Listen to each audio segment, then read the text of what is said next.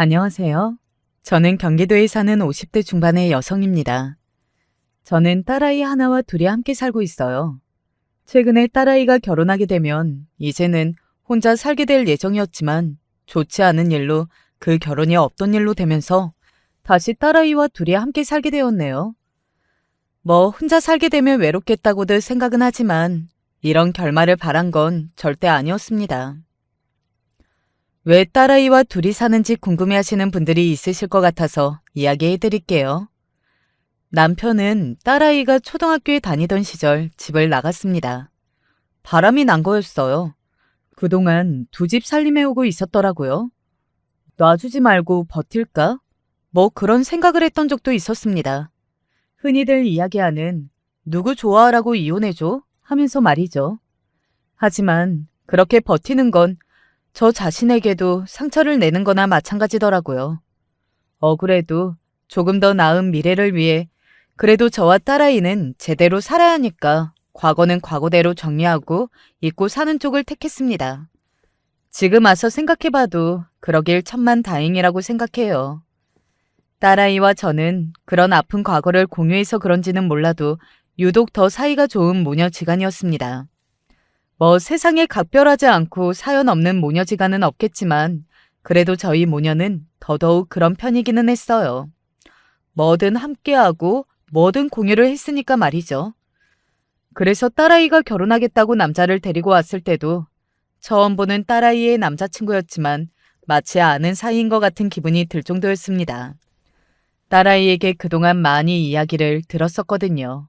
좋은 사람이라고 말이죠. 그리고 딸아이의 그런 말대로 사윗감은 너무 좋은 남자 같아 보였어요. 건실해 보였고 성실해 보였고 웃는 모습도 서글서글하니 인상도 마음에 쏙 들었고 말이죠. 물론 저는 딸아이를 너무 사랑했기 때문에 그 어떤 좋은 조건의 남자를 데려왔더라도 아쉬웠겠지만 그래도 정말 좋은 사람인 것 같아 마음이 흠족했던 기억이 나네요. 그래서 당연히 결혼 준비도 매우 순조로울 줄 알았어요. 하지만 제 그런 예상은 완전히 비껴나갔습니다. 딸아이의 시어머니 될 사람이 굉장히 유난스러웠거든요. 예단이랑 혼수는 제대로 주고받아야 한다고 생각합니다. 요즘은 그런 거 다 안 하는 추세이지 않나요? 다 안 한다고 우리까지 하지 말라는 법은 없잖아요. 왜요? 싫으세요? 싫냐고 물어보는 말에 차마 그렇다고 대답하지는 못했어요. 하나밖에 없는 귀한 딸이기도 했고 또 워낙 유난스러워 보이는 시어머니라 심기를 거스리고 싶지는 않았습니다. 그래서 대부분 져주고 들어갔던 것 같아요. 그런 부모 밑에서 그런 진중하고 바른 사윗감이 나온 게 신기할 정도였으니 말이죠. 시댁 식구들은 어떤 거 같니? 언젠가 한번 딸아이에게 그렇게 물었던 적이 있어요. 그때 저는 이미 딸아이의 시어머니 될 사람을 한번 만나고 온 후라 걱정스러운 마음에 떠본 거였습니다. 두 분 다 괜찮으셔. 왜? 무슨 일 있었어? 아니, 그냥 너한테 잘해주시나 해서. 뭐, 나도 이제 두 번 정도 만난 게 다라. 아직은 잘 모르겠지만 굉장히 친절하셨어. 그렇다면 다행이고. 딸아이는 별다른 걸 느껴본 적 없는 것 같았습니다. 그래서 그냥 그런 혼수나 예단 부분에 있어서만 민감한 건가 하는 생각을 했어요. 뭐 아들 잘 키워서 그냥 장가 보내기 아깝다고 생각할 수 있는 부분이라고 저 자신을 다독거렸던 것 같아요. 지금 와서 돌이켜 생각해보면 딸아이가 그다지 떨어지는 조건도 아니었습니다. 물론 아버지가 안 계신 것에 대해서 그걸 흠이라고 생각할 수도 있지만 요즘 같은 세상에 그걸 흠으로 여기는 사람은 잘 없잖아요. 딸아이는 좋은 대학을 나와 소위 이야기하는 대기업이라 불리는 곳에 다니는 중이었어요. 물론 예비 사위는 의사이긴 했습니다. 의사라는 직업이 사회적으로 굉장히 인정받는 직업인 건 맞지만 따지고 보면 딸아이도 굉장히 좋은 회사를 다녔고 연봉도 많이 받았어요. 물론 우리 집이 그다지 잘 사는 집이 아니었고 딸아이의 시댁들 집은 예비 바깥 사돈 되시는 분이 전문직에 종사하셨다고 하니 그건 우리 집이 조금 모자란 듯 보일 수도 있지만 말이죠. 하지만 그것도 저는 그다지 문제가 되지 않는다고 생각했어요. 저는 남편과 이혼하고 여기저기서 일을 하다가 음식 솜씨가 조금 괜찮아서 돈을 어느 정도 모은 다음에 반찬 가게를 했거든요. 그리고 장사가 꽤 잘 되는 편이라 혼자 먹고 살기에는 충분하고도 남을 만큼의 돈을 벌고 있었기 때문에 앞으로 자식들에게 손 벌릴 일도 없었고요. 딱히 모자란다는 생각을 해보지 않았기 때문에 그 뒤에 그런 일이 생길 거라고는 정말이지 꿈에도 생각해 본 적이 없기는 합니다.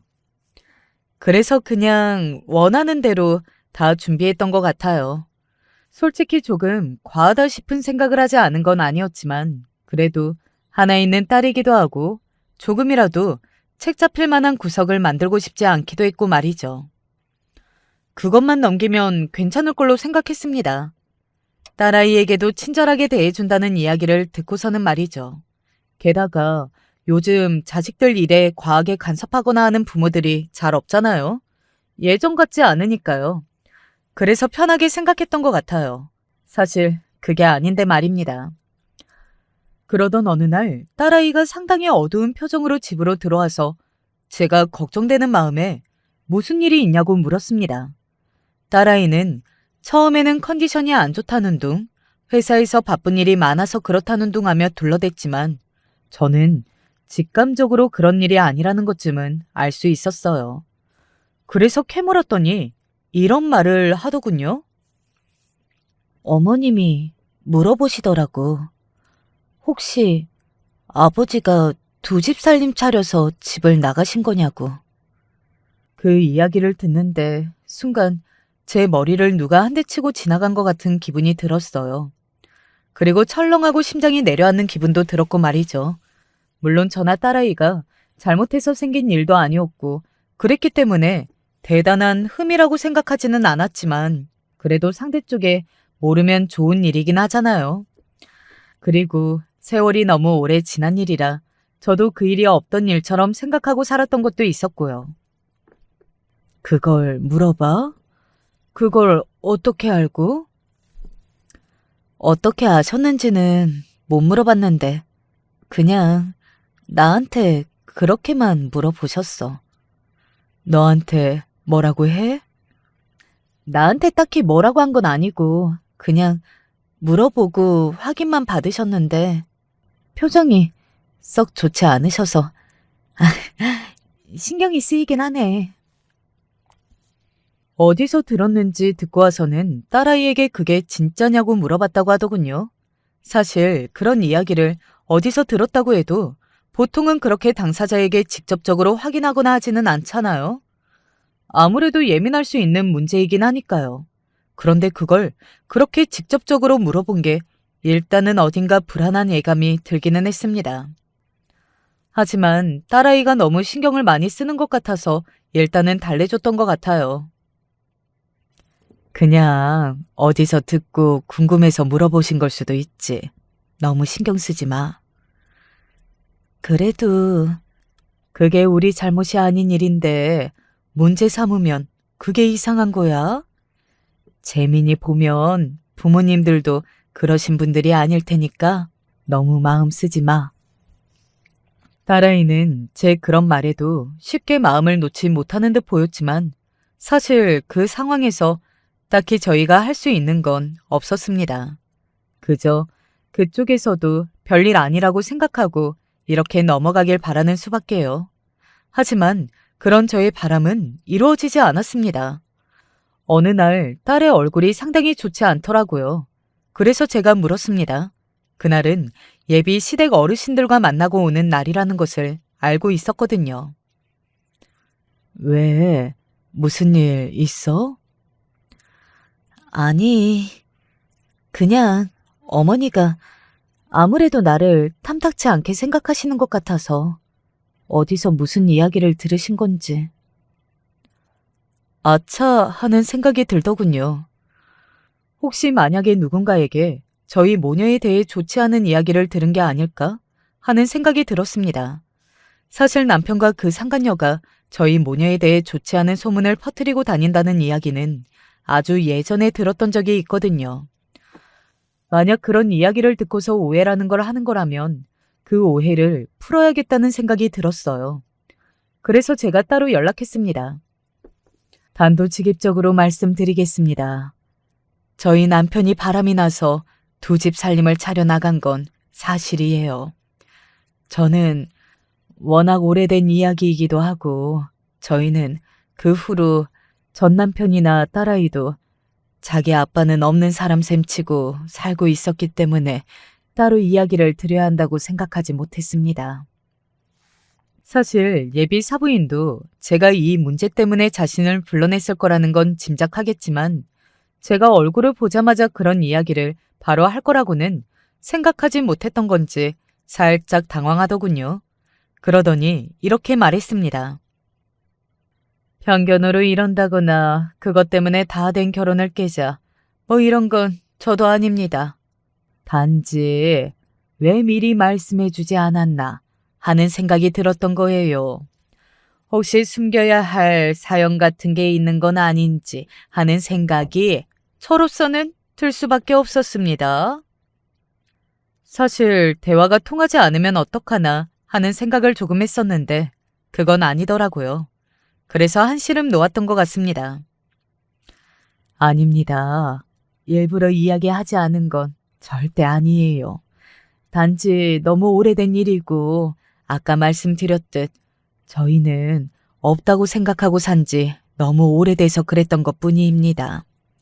하지만 사부인으로서는 당연히 그렇게 생각하실 만합니다. 미리 이야기 못 드려서 죄송해요. 저는 사실 제 입장이나 딸아이 처지에서는 아직도 그걸 말하지 않는 게 딱히 잘못한 행동이라고는 생각하지 않거든요. 하지만 이왕 하기로 한 결혼이고 또 좋게 좋게 푸는 게 딸아이를 위해서 좋고 또 반대의 입장이라고 생각해보면 왜 이야기를 하지 않았는지 꼬리에 꼬리를 물고 생각을 할 수도 있겠더라고요. 예비 사부인은 저에게 솔직하게 말해줘서 고맙다고 사실 괜한 오해를 할 뻔했다며 다 풀고 애들을 식장으로 들여보낼 수 있어 너무 다행이라는 말을 하더군요. 그날 저는 솔직히 예비 사부인에 대한 오해 아닌 오해도 조금 풀었습니다. 혼수나 예단 이야기를 할 때 그 단호함을 보고 편견이 없었던 건 아니었었거든요. 그리고 상견례를 했습니다. 그런데 그날 조금 마음에 걸리는 일이 있기는 했어요.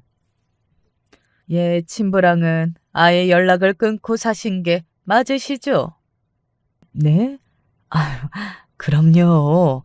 어디서 뭐하고 사는지도 모르는데요. 정말요? 네, 정말이요. 약간 믿지 못하는 듯한 말투로 몇 번이고 확인하더군요. 딸아이의 친부인 전 남편과 더 이상 연락을 하지 않고 산다는 걸 말이죠. 정말로 어디서 뭐라고 사는지도 몰랐는데 말입니다. 저도 한 번도 아버지 이야기 들어본 적 없어요. 그래? 네. 그런데 뭐 때문에 그러시는데요? 아니다. 자기 아들이 그건 왜 그렇게 궁금해하냐는 듯한 질문에 입을 꾹 다물고는 혼자 뭔가 생각하는 듯 하더니 영 떨떠름한 표정으로 내내 앉아 있었습니다. 사실 그런 모습을 봤는데 제가 마음에 안 걸릴 리가 없잖아요. 그래서 그 이후로는 딸아이에게 예비 시어머니가 무슨 말을 하지는 않든 하고 종종 물어봤지만 딸아이는 아무런 일이 없다고만 하더군요. 하지만 그렇게 말하는 딸아이의 표정도 어딘가 어두워서 걱정을 하고 있었습니다. 그렇게 결혼식이 얼마 남지 않은 날이 되었습니다. 친척들, 그리고 제 친구들, 딸아이의 지인들 모두에게 이미 청첩장은 다 돌린 상태였고 결혼식을 위한 모든 준비가 완벽하게 마무리가 된 상태였어요. 그때가 결혼식이 일주일도 채 남지 않은 날이었으니까요. 그날도 딸아이는 밤늦게 들어왔습니다. 그때가 매일 피부 관리다 뭐다 매일 바쁘게 지냈을 때라 귀가 시간이 늦었었거든요. 늘 제가 먼저 잠이 들었었는데 그날은 어딘가 이상한 기분에 잠에 들지 못하고 있었어요. 이제 곧 딸아이를 시집 보내고 이 집에 혼자 살아야 한다는 생각을 하니 어딘가 우울한 기분이 들어서 말이죠. 딸아이가 들려오는 소리를 듣고 오랜만에 딸아이와 함께 잘까 하는 생각을 하며 딸아이의 방 쪽으로 갔습니다. 그런데 방 안에서 이상한 소리가 들려왔어요. 바로 딸아이의 울음소리였습니다. 놀란 제가 방문을 벌컥 열었어요. 침대 위에 엎드린 딸아이가 얼굴을 이불에 묻고 울고 있더라고요. 제가 들어가니 놀라서 고개를 번쩍 드는데 이미 많이 운 얼굴이었습니다. 게다가 굉장히 힘들어 보이는 모습이었고요. 제가 놀라서 소리 지르듯 물었습니다. 무슨 일이야? 왜 울어? 제가 그렇게 물었지만 딸아이는 뭐라 이야기하지 못하고 놀란 채 우물쭈물하더군요. 그런데 그 순간 제 눈에 뭔가가 들어왔습니다. 너 얼굴이 이게 뭐야? 처음에는 우는 거에 놀라서 눈에 들어오지 않았는데 딸아이의 한쪽 뺨이 눈에 띄게 부어 있었습니다. 그리고 빨갛게 달아올라 있었어요. 말해주지 않아도 알 수 있었습니다. 그건 명백히 누군가에게 맞은 거였어요. 너 맞았어? 제가 순간 이성을 잃고 큰 소리를 냈어요. 그리고 덧붙였습니다. 재민이가 너 때렸니? 그 순간 생각난 건 예비 사위였어요. 사실 그게 제일 자연스럽게 떠오르는 생각일 수밖에 없잖아요. 요즘 딸아이는 결혼 준비 때문에 예비 사위와 붙어 있는 시간이 많았고 또 결혼을 앞둔 신부가 이렇게 서럽게 우는 이유도 그 이유가 가장 이해하기 쉽고 말입니다.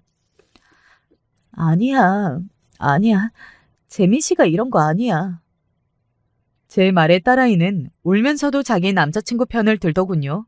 저는 순간 화가 확 나서 무섭게 소리를 질렀습니다. 그러면 누군데? 당장 말 못해? 엄마 넘어가는 꼴 보고 싶어? 어머니가. 뭐? 딸아이는 그제야 자기 뺨을 때린 이가 누군지 말하더군요. 그건 다름 아닌 예비 사부인이었습니다. 저는 순간 무슨 말을 해야 할지도 잊고 그 자리에 한동안 멍하니 서 있었던 것 같아요. 그리고 심호흡을 하고서는 물었습니다. 대체 왜 때렸는데? 아무리 생각해도 저희 딸아이는 맞을 짓을 하고 다닐 아이는 절대 아니었거든요. 그리고 그 어떤 잘못을 저질렀다 하더라도 아직 며느리도 아닌 예비 며느리에게 손을 휘둘렀다는 사실이 도저히 이해도 납득도 되지 않았습니다. 딸아이는 제 질문에 다시 대답하기를 망설였지만 단단히 화가 난 제가 그냥 넘어가지 않았어요. 계속해서 재촉하듯 물었고 딸아이는 결국은 입을 열었습니다. 저는 그 이야기를 듣고서는 정말이지 엄청나게 충격을 받았습니다. 세상에 정말 그런 사람이 있더라고요. 앞과 뒤가 다르고 못돼 먹기만 한 사람이요. 사실 딸아이는 꽤 오래전부터 자신의 예비 시어머니에게 학대 아닌 학대를 당해온 모양이었습니다. 처음에는 홀어머니한테 큰 걸 마음에 안 들어했다고 하더군요. 하지만 그럴 수 있다고 생각했다고요. 그 사람은 화목한 가정에서 잘 자라왔으니까. 그래서 가족이 많은 집으로 장가 보내고 싶었다는 그 말에 나는 죄송스럽기까지 했었어.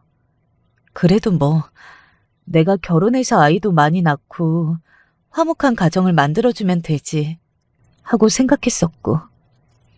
그런데 점점 더 자신에게 막말을 했다고 하더군요. 내가 무슨 실수 같은 것만 해도 이게 다 아버지가 없이 커서 그렇다는 식으로 말씀하시기 시작하시더라고. 처음 몇 번은 그래도 어른이니까 옛날 분들은 그렇게 생각하실 수도 있지 라고 생각했는데 어느 순간부터 그게 도를 넘는다는 생각이 들어서 오빠한테 이야기했었어. 그래서 오빠가 어머니한테 그러지 말라고 이야기했고. 문제는 그 이후부터 예비 시어머니의 괴롭힘이 더 심해졌다고 합니다. 자신과 아들 사이를 벌써 이간질하게 하는 거냐면서 말이죠. 하지만 자기 아들에게는 좋은 엄마 자리를 계속해서 유지하고 싶었던 건지 아들이 있는 앞에서는 티를 내지 않았다고요. 이 결혼을 엎어야 하나? 하는 생각을 안 한 것은 아니었어. 그런데 나는 오빠가 너무 좋고 또 어차피 신혼살림 차릴 집도 서울에서 끝과 끝인데 자주 볼 것 같지도 않고 뭐 이런저런 생각하면서 합리화시켰는데 그런 상태에서 저와 예비 사부인이 만나서 혼수와 예단 이야기를 나눴고 그쪽에서 요구한 것들을 다 해줘버리자 결혼을 접겠다고 말할 용기가 더더욱 나지 않았다고요. 물론 가장 큰 이유는 남자친구를 좋아해서가 가장 컸겠지만 말입니다. 그쯤 되니 궁금해지는 게 하나 있기는 했습니다. 바로 이거였어요. 네 아빠 이야기는 대체 어디서 들은 거랬니? 제 전남편이자 딸아이의 친부인 그 자식의 소식을 어떻게 알았는가 하는 점이 다시 의심스럽더군요. 저도 모르는 소식을 어디서 들었는지 말입니다. 그때는 그냥 그런가 보다 하고 넘어갔었는데 이런 상황이 되니 그냥 넘어갈 문제는 아닌 것 같다는 생각이 들었어요. 그리고 그런 제 질문에 딸아이는 역시나 다시 뭔가 말할 게 있는 듯한 얼굴로 저를 바라봤습니다. 이제 그냥은 못 넘어가. 다 이야기해. 그게 내 뒷조사를 하신 모양이야. 뭐? 정말이지 말 그대로 충격과 공포 그 자체였습니다. 딸아이가 마음에 들지 않은 예비 사부인은 딸아이에게 더 흠은 없는지 그런 것들을 사람을 시켜 뒷조사한 모양이더라고요. 그리고 그렇게 조사를 해서 알게 된 게 바로 저희 전남편 이야기였고 말입니다. 혹시나 엄마가 미안해하거나 마음 쓸까봐 말 못했는데 그거 알게 되신 날에 나 불러서 이거 사기 결혼 아니냐고 그런 콩가루 집안이랑은 사돈 못 맺는다고 엄청나게 화내셨어. 그리고 그 모습을 남자친구가 봤다고 말이죠. 그래서 남자친구와 남자친구의 어머니가 엄청나게 다퉜다고 하더라고요. 오빠는 엄마 이런 분이신 줄 몰랐다. 어떻게 사람을 그런 조건만으로 단정을 짓냐 하면서 엄청 화를 냈거든. 어머니는 그걸 보고는 일단 한 수 접으신 거고. 당장은 자기 아들이 너무 자신에게 실망할 것 같으니 미안하다고 자신이 생각이 짧았다며 그 자리에서 사과했다고 하더군요. 하지만 딸아이는 그때 처음으로 이 결혼을 해야 하는 건가 하는 생각을 진지하게 하기 시작했다고 합니다. 그런데 예비 사위가 울며 헤어질 수 없다고 했고 말이죠. 그래서 상견례 날까지 어영부영 시간이 흘렀고 상견례까지 하고 나니 정말로 이제는 되돌릴 수 없겠다고 생각했다고요. 청첩장도 다 찍었고 결혼을 위한 비용도 다 썼고 물리기엔 너무 먼 길을 왔다는 생각이 들었다고 말입니다. 그냥 내가 잘하면 될 줄 알았어. 내가 좋은 모습을 보여주고 잘 자란 아이라는 걸 알게 되시면 그런 편견도 결국에는 지워버리실 거라고. 그런데 분이 미처 풀리지 않았는지 대뜸 찾아와서는 이렇게 말했다더군요. 아무리 생각해도 억울해서 화가 나서 내가 화병에 걸릴 것 같다. 아들 곱게 키워서 잘난 의사 만들어놨더니 홀어머니를 두네 애를 데려와서 결혼한다는 것도 모자라서 아빠가 두 집 살림까지 낳은 콩가루 집안이라니. 내가 정말 이걸 어디 가서 말도 못하고 쪽팔려서 원. 그렇게 말하는 예비 사부인에게 딸아이가 참지 못하고 말대답을 했다더군요. 사실 그 상황에서 그런 말을 듣고도 참아야 한다는 게 더 말이 안 되는 거잖아요. 저희 아버지가 도덕적으로 올바른 행동을 하신 분은 아니지만 이미 연이 끊어진 지도 오래되어서 지금은 어디서 뭐라고 사는지도 모르고 또 그게 저나 저희 엄마 잘못도 아닌데 이렇게까지 탓을 하시는 이유도 모르겠어요. 이봐, 이렇게 어른이 말하는데 말대답하잖아. 이게 바로 못 배워 먹었다는 증거 아니냐? 불합리한 말을 계속하시는데 어떻게 듣고만 있어요? 이게 나랑 정말 해보자는 거야? 결혼 며칠 안 남았다고 내가 어떻게 못할 것 같으냐? 막 나가자는 거야. 그게 아니라 닥치지 못해? 그렇게 말하면서 정말 사정없이 딸아이 뺨을 내리쳤다고 하더군요. 그것도 3대씩이나 말이죠. 딸아이는 이 상황이 현실인지 꿈인지도 분간을 할 수 없을 만큼 굉장히 충격을 받았다고 합니다. 그리고 서러움이 복받쳐 그 뒤로 아무 말도 하지 못했다고요. 그렇게 그대로 집에 와서 울다가 저한테 들킨 겁니다. 저는 정말 머리 끝까지 화가 차올랐어요. 화로 머리가 터질 것 같다는 게 이런 걸 말하는구나 할 만큼 화가 났습니다. 순간 뒷머리가 당기는 듯한 기분도 들었고 말이죠. 심호흡을 크게 했어요. 그리고 딸아이에게 물었습니다. 이 결혼 할 거니? 그게 무슨 소리야? 당장 내일 모레가 식인데. 내일 모레가 식인 게 무슨 상관이야. 못하겠으면 못하는 거지. 제 그런 말에 딸아이가 놀란 눈으로 저를 바라보더군요. 저는 다시 한번 딸아이에게 물었습니다. 이 결혼을 정말 할 건지, 잘 살 자신이 있는지 말이죠. 딸아이는 고개를 숙인 채 대답하더군요. 솔직히 자신 없어. 그리고 모를 수만 있다면 모르고 싶기도 하고. 그렇지만 인제 와서 어떻게 그래. 이미 집도 다 계약했고 신혼여행도 다 계약했고 청첩장도 다 돌렸는데 취소 못하잖아. 그게 다 무슨 소용이냐. 못 살면 못 사는 거지. 지금이라도 모르는 게 천만다행한 일일 수도 있어. 그런 거 무서워서 이대로 손잡고 들어갔다가 나중에 정말로 못 견디겠다고 이혼하면 그 사이에 마음고생은 대체 뭘로 보상받니? 며칠 남지 않은 결혼을 깨게 되면 돌아올 후폭풍이 걱정되어 쉽게 결정을 내리지 못하는 딸을 설득했습니다. 저는 그런 집과 사돈을 맺을 생각도 없었을 뿐더러 그렇게 몰상식하고 인간이 안 된 시어머니에게 딸을 보낼 수도 없었으니까요. 긴 고민 끝에 딸아이는 못하겠다고 이야기를 하더군요. 본인도 생각하면 할수록 도저히 답이 나오지 않는 문제 같다고 말입니다. 그리고 그 다음 날부터 저와 딸아이는 모든 걸 취소하기 시작했습니다. 제일 먼저 저희 쪽 하객들에게 결혼이 깨졌으니 식장에 오지 말라는 이야기를 했고 신혼여행 예약을 취소하고 정리할 수 있는 모든 것들을 정리했어요. 딱 한 가지만 빼고 말이죠. 식장에는 이야기하지 말아라. 식장에는 왜?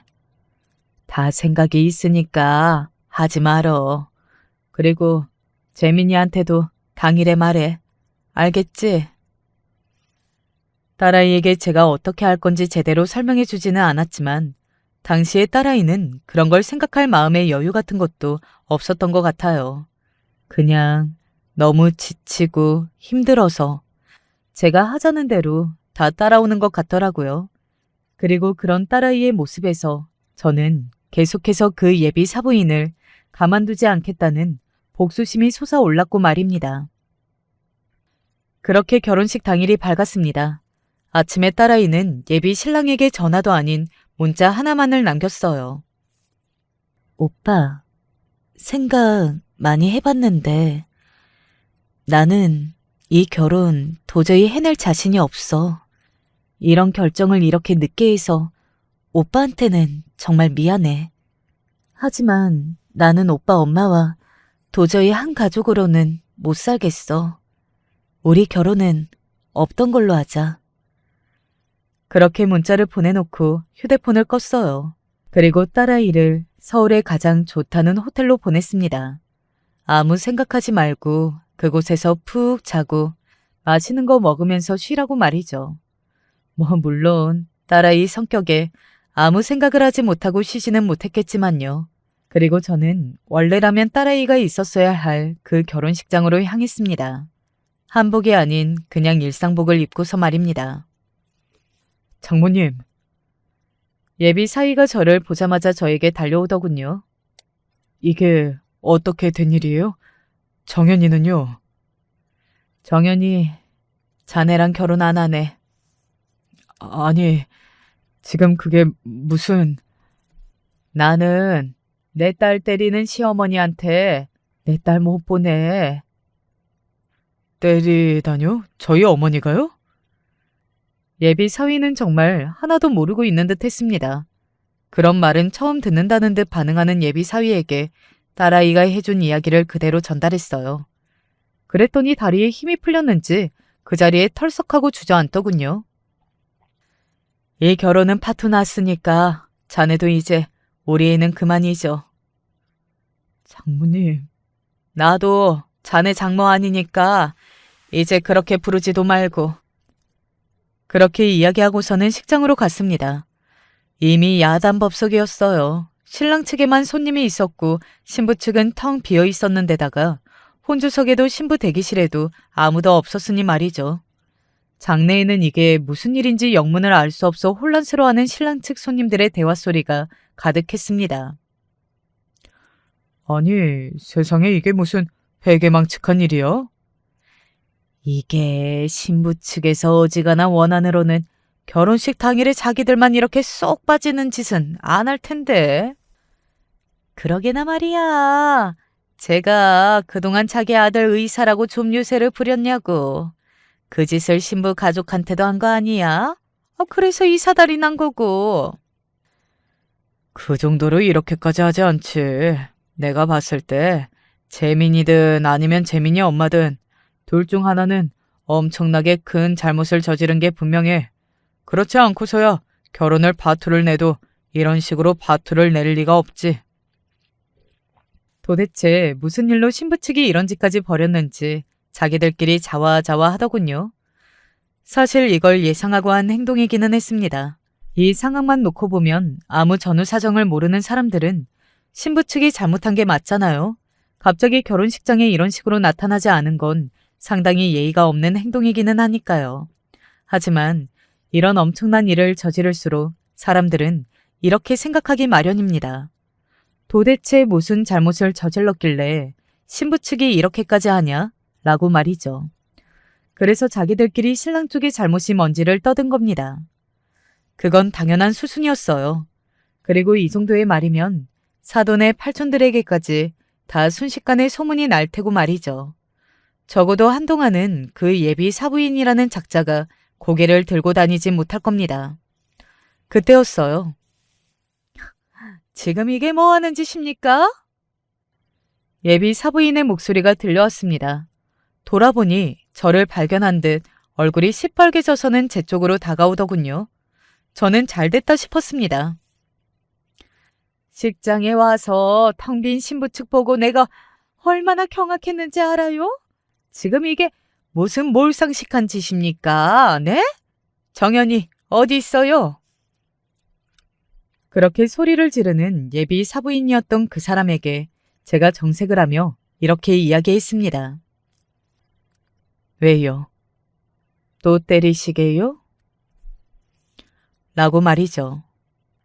순간 주위의 모든 사람이 입을 싹 다무는 게 느껴졌어요. 입만 다문 게 아니라 숨까지 참는 듯 정적이 흘렀습니다. 꽤 많은 사람이 주위에 있었는데 그렇게 조용해질 수 있다는 것도 신기할 정도로 말이죠. 뭐라고요? 무슨 소리를. 왜요? 성에 안 찬다고 홀어머니라고 남편이 바람나서 우리 모녀를 버리고 간 건데 그거 가지고 콩가루 집안이라고 그런 집에 자기 잘난 의사 아들을 어떻게 보내냐고 우리 딸 구박하실 대로 하셔놓고 그것도 모자라 때리기까지 하셨잖아요. 제 말이 끝나자 주변에 있는 사람들이 웅성웅성하는 게 들렸습니다. 뭐라고? 때렸다고? 며느리 될 애한테 손을 댔단 말이야? 내 저 성깔 못 고쳤을 줄 알았다. 지 아들 의사라고 잘난 척하면서 사람들 깔볼 때부터 알아봤어. 와 같은 말이 사방에서 들려왔습니다. 그리고 제 앞에 있는 사돈이 될 뻔했던 그 여자도 이 모든 말을 들은 듯 얼굴이 시뻘겋게 달아오르는 게 제 눈으로도 보였고요. 아니, 지금 생사람을 잡아도 유분수지? 여기서 그런 말을 하시면 내가 고소를 할 수가 있어요? 할 테면 해보세요.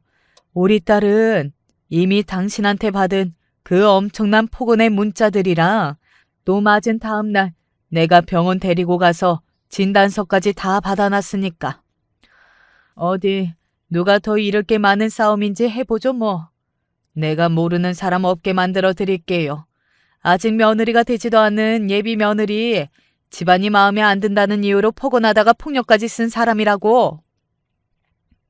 그 다음날 딸아이를 끌고 병원에 가 진단서를 받아놓은 게 천만다행이라는 생각이 들더군요.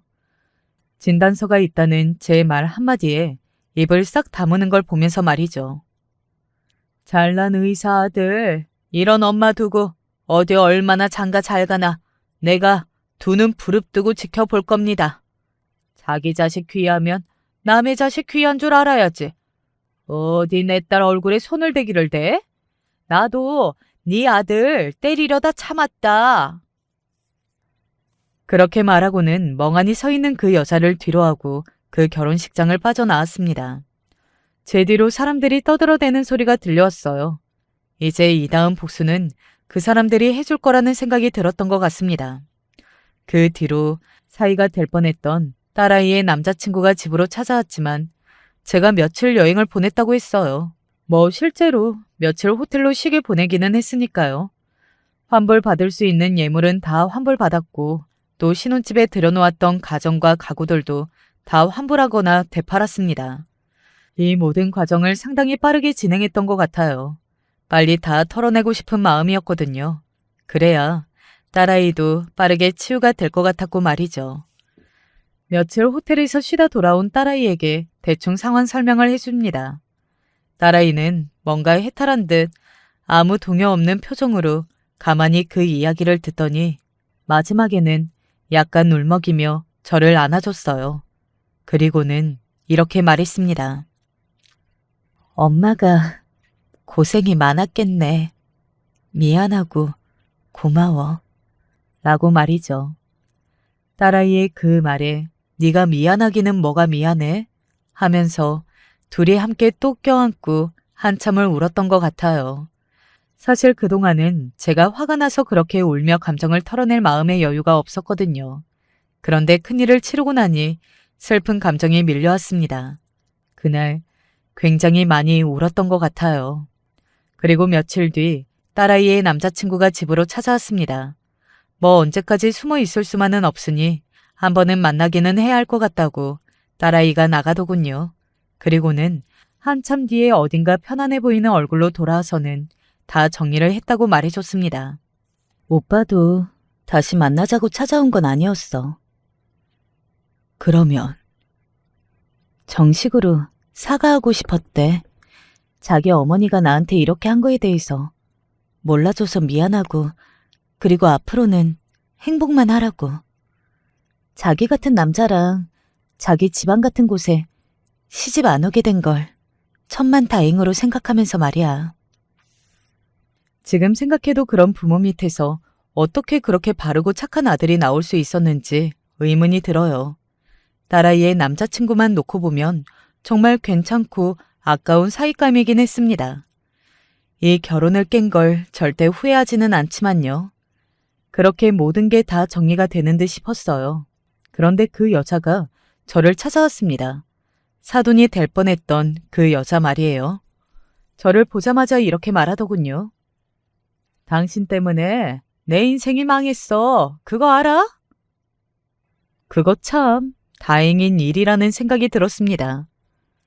내가 무슨 천하의 나쁜 년이 돼서 친척들도 친구들도 뒤에서 다들 씹어대고 내 아들은 나랑 눈도 안 마주치려고 하고 남편은 이혼하자는 소리를 해. 내 인생을 이렇게 조져놓고 내가 가만히 있을 것 같아? 다 엇보고 스스로 불러온 결과인데 뭐가 그렇게 억울해서 찾아와서 또 이 난리예요? 당신이 내 딸을 괴롭히고 때리지만 않았어도 일어나지 않았을 일이었잖아요. 그런 콩가루 집안에서 우리 집 같은 집에 그리고 의사인 내 아들이랑 결혼하면서 그 정도 소리도 안 들으려고 했던 게 양심이 없는 거 아니야? 정말 기가 차더군요. 뭐가 그렇게 대단한 집안이라고 말이죠. 당신 집안이 뭐가 그렇게 대단한데 그래? 우리 집 보고 콩가루라고 했지? 그러는 당신네 집안은 뭐 대단히 안 콩가루야? 이렇게 예비 며느리 때리는 시어머니가 있는 집안이야말로 콩가루지? 뭐야? 말 다 있어? 덜했다. 왜? 길거리에 지나가는 사람들 붙잡고 물어봐. 우리 잘못도 아닌 걸로 남편이 바람이 나서 버림받은 불쌍한 모녀의 잘못인지 그걸 문제 삼아서 집안이 콩가루라는 둥 유난이라는 유난은 다 떨어가며 며느리 될 애한테 손댄 당신의 잘못인지 어디 한번 동네방네 소문내고 누가 더 잘못한 건지 판결을 내봐? 제 말에 씩씩거리기만 할 뿐 아무 말을 하지는 못하더라고요. 아마 알았을 겁니다. 저는 한다면 하는 사람이라는 걸 말이죠. 결혼식을 그런 식으로 파투를 내는 건 아무나 할 수 없는 일일 테니까요. 잘못 건드렸다가는 자기도 피를 본다는 사실을 알았잖아요. 하지만 그런데도 분이 풀리지 않았는지 한참을 꽥꽥 소리를 지르다 돌아갔습니다. 다시 돌아올 것처럼 우리를 계속 괴롭힐 것처럼 굴었지만 저는 알 수 있었어요. 저희에게 더 이상 해코지를 할 수 없다는 걸 말입니다.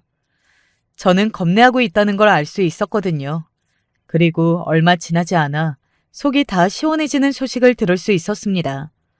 바로 정말 이혼을 당할 위기에 처했다는 소식을 말이죠. 바깥사돈이 될 뻔했던 딸아이의 남자친구의 아버지가 어떻게 그런 짓을 할 수가 있냐고 자기는 너무 부끄러워서 고개를 들고 다닐 수가 없다고 이혼을 요구했고 그 여자가 거부하자 그러면 소송을 하겠다고 했다더군요. 그리고 딸아이의 남자친구는 병원을 그만뒀다고 합니다. 병원 내에 너무 파다하게 소문이 퍼져서 고개를 들고 다닐 수 없었던 것도 없었던 거지만 자신이 의사가 된 걸로 의사 아들 핑계 삼아 여기저기에 기고만장하게 다녔던 자신의 엄마에 대한 보복 심리인 것 같다는 이야기를 들었습니다. 절대 자기 엄마가 바라는 대로 살아주지 않을 거라고 그렇게 이야기했다는 것 같아. 그러니까 그 여자는 자기 성질을 못 이겨서 정말이지 모든 걸 다 잃은 겁니다. 그렇게 자신의 울타리가 되어줄 거라 믿어 의심치 않았던 가족과 또 잘난 그 의사 아들까지 말이죠. 가족과 친구들에게 자신의 평판이 바닥으로 떨어진 건 뭐 더 이상 말할 것도 없고 말입니다. 솔직히 속이 시원하지 않았다면 거짓말이겠죠. 네, 시원했습니다. 남을 그렇게 괴롭혔던 사람이 되려 당하는 걸 보는 게 말이죠. 게다가 제 딸이 당한 사람이니까요. 그리고 다시는 볼 일이 없을 것 같았는데 딸아이에게 찾아왔다더군요. 제발 용서해달라고. 그리고 내가 용서했다는 걸 자기 아들한테 말해달라고 하더라. 그리고 평생 안 보고 살아도 괜찮으니까 자기 아들 다시 만나달래. 그리고 설득 좀 해달래. 다시 병원 나가는 걸로. 자신의 아들이 더 이상 의사가 아니게 된 게 어지간히도 힘이 들었나 보구나 하는 생각을 했던 것 같습니다. 그 와중에도 그런 부탁을 하는 걸 보면 말이죠. 제가 딸아이에게 물었어요. 너희 둘은 어쨌든 싫어서 헤어진 건 아니니까 아직 미련이 있니? 하고 말이죠. 이러나 저러나 둘의 문제로 헤어진 건 아니기는 했잖아요. 그럴 수밖에 없는 상황이 된 거죠. 만약에 딸아이가 아직 남자친구를 잊지 못하고 있고 그것 때문에 괴로워한다면 저는 상관없다는 이야기를 해줄 작정이었죠. 그런데 딸아이는 이렇게 말하더군요. 이 모든 일을 겪으면서 사실 정이 많이 떨어졌어.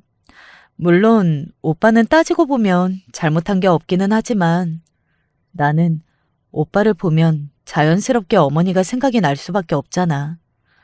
그분이 나한테 하신 그런 행동들은 나한테 씻을 수 없는 상처인데 매번 생각이 나는 사람이랑 어떻게 마주보고 한 이불을 덮고 그렇게 살아. 나는 못해. 라고 말이죠. 그래서 다시 남자친구를 만날 수는 없을 것 같다고요. 그 이야기를 듣는데 마음이 짠해져 왔습니다.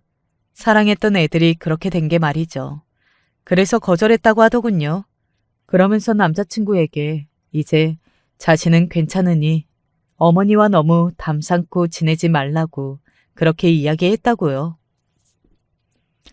그리고 어머니에 대한 보복으로 의사를 관두는 그런 짓도 하지 말라고 했어. 누군가에게 복수를 하겠다는 생각으로 사는 건 너무 끔찍한 일이라는 거 엄마도 나도 너무 잘 알고 있잖아. 지 아버지에게 제가 버림받을 때 안갚음을 할 생각으로 이혼하지 않겠다 잠시 생각했던 그 시절. 그때를 이야기하더군요. 누군가에게 대갚아줄 생각으로 악으로 깡으로 사는 건 그렇게 사는 본인에게도 고통스러운 일이라는 걸, 놓아주는 건 결국에는 자신을 위한 일이라는 걸 그 누구보다 잘 알고 있었으니까요. 잘했다고 했습니다. 그리고 이제 다 끝났으니 잊고 우리끼리 행복하게 살자고 말이죠. 사실 제 이야기는 여기서 끝이 나는 게 맞는데 그 뒤에 있었던 황당한 일이 있어서 그것도 조금 덧붙일게요. 이것도 시원하고 재밌는 이야기라서 말이죠. 평생을 소식을 모른 채 살았던 제 남편에 관한 이야기입니다. 마치 짠 것처럼 평생 소식이라고는 모르고 살았는데 그러고 얼마 뒤에 소식을 듣게 되었어요. 나도 우연히 봤어. 그래서 좀 수소문해봤더니 그렇게 산다고 하더라고. 지인이 우연히 남편을 봤다고요.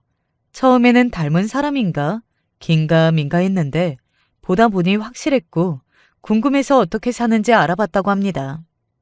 잘 살고 있으면 저에게 이야기를 전해주지 않고 못 살고 있으면 이야기해줄 심산으로 말이죠. 최근에 이혼했대. 이혼이요? 그 여자랑? 그 여자가 바람이 났나 봐. 어떤 젊은 남자랑. 세상에, 둘 사이에 자식은 없대요? 없대. 그냥 그렇게 살았나 봐, 둘이. 모아둔 돈이랑 땅 문서 같은 것도 싹 다 들고 그 젊은 남자랑 튀어서 전국 방박 곳곳을 그년 잡겠다고 이잡듯 쫓아다니는 모양이야. 결국 그렇게 결말이 났더라고요. 거 봐. 결국에는 다 벌을 받게 되어 있다니까. 잘 살 것 같아도 그게 아니야. 남의 가슴에 그렇게 대못 박은 사람들을 절대 행복하게 살 수 없어.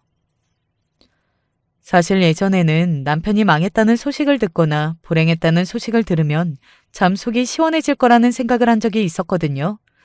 저에게는 씻을 수 없는 죄를 저지른 사람이잖아요.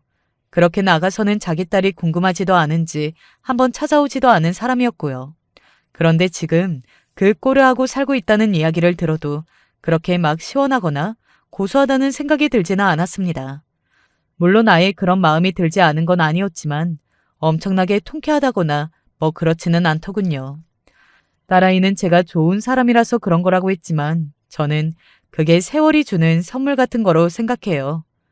죽을 것 같이 미워하던 감정이나 복수심 같은 것도 세월이 지나면 옅어지잖아요.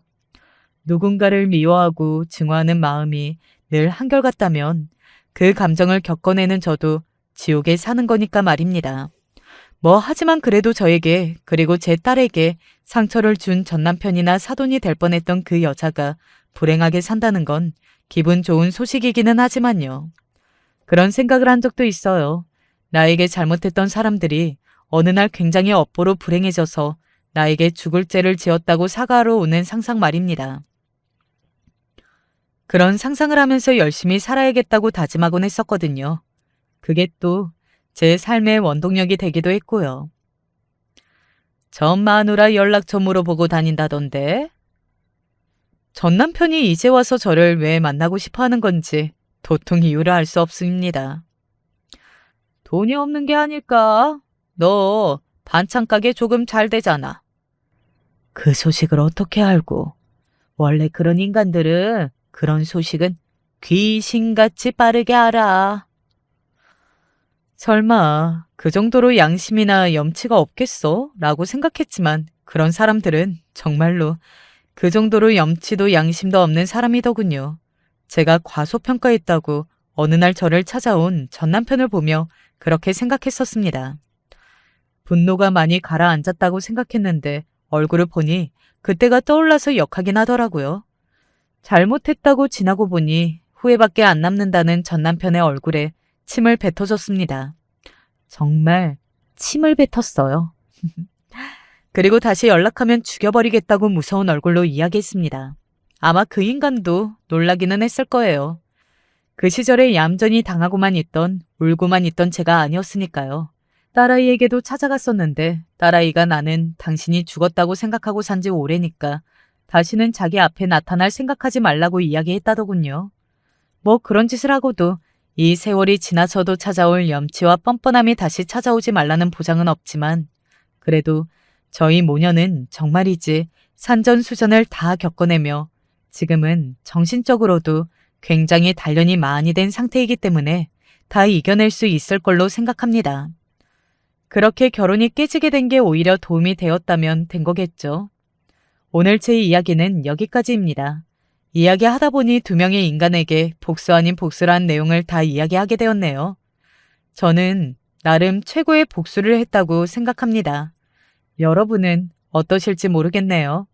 한 명에게서는 제일 소중한 걸 잃게 되고 또 다른 한 명에게는 너 없이도 너보다 잘 살고 있다는 걸 확실하게 보여줬으니 말이죠. 저희 모녀는 늘 당하기만 했는데 지나고 보니 다 이긴 게 되어 있네요. 이 또한 나름대로 열심히 잘 살아서 그런 거겠죠. 이렇게 말하고 보니 앞으로도 열심히 살아야 하는 이유가 하나 더 늘었네요. 많은 고난과 역경이 있었지만 그래도 지금 저와 제 딸은 맛있는 저녁을 먹으며 오늘 하루 있었던 일들에 관한 이야기를 나누며 웃을 수 있고 또 행복을 느낄 수 있음에 감사합니다. 이렇게 하루하루를 열심히 최선을 다해 살다 보면 언젠가 딸아이도 더 좋은 남자를 만나서 아직 완벽히 치유되지 않은 그 상처가 아물 날이 오지 않을까요?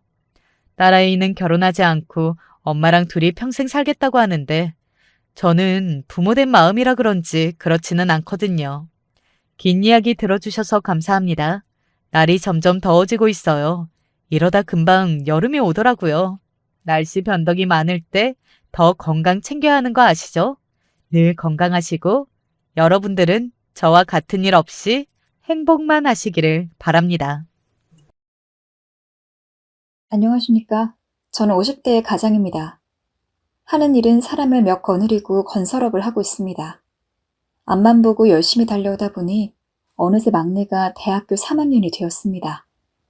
자식들을 모두 키워놓고 나니 문득 그동안 살아온 일도 생각나고 얼마 전에 참 인생이란 게 뭔가 싶은 경험을 하고 나니 누구에게라도 이 일을 털어놓고 싶어서 이렇게 글을 남깁니다.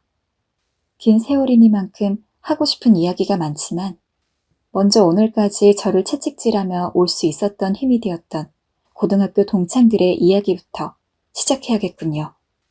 제 고등학교 친구들은 저를 포함해 7명 정도입니다. 그중 둘은 고등학교를 졸업하자마자 이내 연락이 끊겨 소식을 알 수 없게 되었습니다. 우리는 고등학교 내내 잠시도 떨어지지 않고 어울려 다녔습니다. 지금에 와서 돌이켜보면 그 당시에도 서로가 둘도 없는 친구라는 인식은 없었던 것 같습니다.